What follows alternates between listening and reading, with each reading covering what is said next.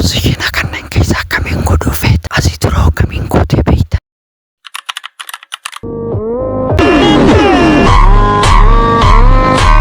Gozoonni positionii ala raawwii wal quunnamtii saalaa dubartoonni jaalatti jaallatan isaan kilitooris isaanii kallattiidhaan kakaasanii fi saffisa yookiin gadi fageenya gochichaa akka isaan herreegan akka isaan to'atan dandeessisanidha. Akkuma beekamu dubartoonni baay'een gammachuudhuma orgasm kan jennuun kan qaqqaban quunnamtii keessoo penetration qofaan osoo hin taane kilitoorisiin isaanii yoo si'oomedha. Haalota kanaan walqabateen gosoonni positionii dubartoonni baay'een filatan kanneen armaan gadiiti. Tokkoffaa dubartiin gubbaa taa'u women on top cowgirl. Positioniin kun dubartoota baay'ee biratti jaalatamaa isa jalqabaati. Maaliif jaallatama?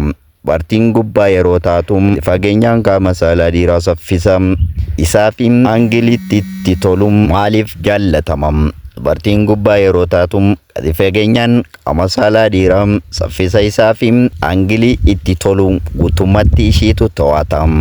Bu'aa dabalata. Haala kanaan qaamni dhiiraa kallattiidhaan kilitoorisii isii irratti dhiibbaa uumee waan mimmiixuuf gammachuu saffisaa fi jabaa argatti.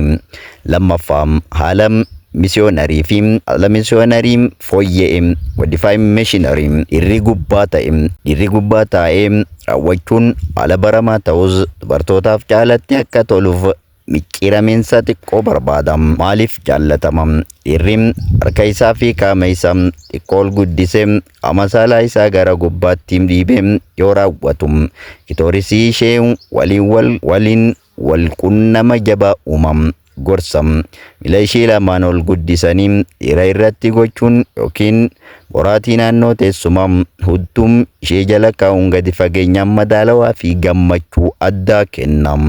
Sadaffaa haala kofomsifam the spawning position. Haala kanaan lachuu keessanuu gara tokkotti garagaltanii dhiirri duubaan isitti miquun raawwatama. Maaliif jaallatama? Baay'ee laafaa kan namatti toluu fi dadhabbiin isaa xiqqoodha. Dubartiidhaaf miira tasgabbii fi eegumsaa guddaa kenna. Bu'aa dabalata. Harki dhiiraa inni gubbaa bilisa waan ta'eef yeroo wal quunnamtii sana harma ishee yookiin kilitoorisii ishee qubaan suuta jedhee itti mixmixuuf carraa gaarii kenna. Maaliif jaallatama? Baay'ee laafaa kan namatti toluu fi dadhabbiin isaa xiqqoodha. Dubartiidhaaf miira tasgabbii fi eegumsa guddaa kenna. Bu'aa dabalata. Harki dhiiraa inni gubbaa bilisa waan ta'eef yeroo wal quunnamtii sana harma ishee yookiin qinxirii ishee gubbaan suuta jedhee tirirri guufiin carraa gaarii kenna. Afuraffaa dogii style duubaan seenu. Positionni kun dhiira biratti baay'ee beekamaa fi dhalatamaa ta'us dubartoonni garis baay'ee ni jaallatu. Maaliif jaallatama?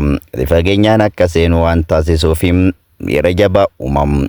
Eeggannoo dubartoota garii biratti gadi fageenyi kun afaan qaama isaa dhiibee dhukkubbii uumuu waan danda'uuf suuta jedhanii haala isheetti tolu madaaluun barbaachisaadha.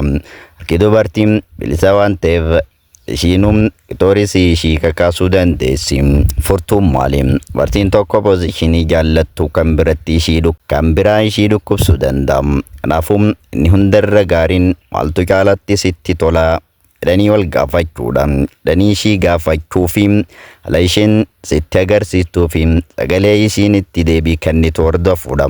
Positionii hunda keessatti foreplay dursa haala mijeessuun daqiiqaa 15 hanga 20 dursa gochuun dirqama akka ta'e hin irraanfatina.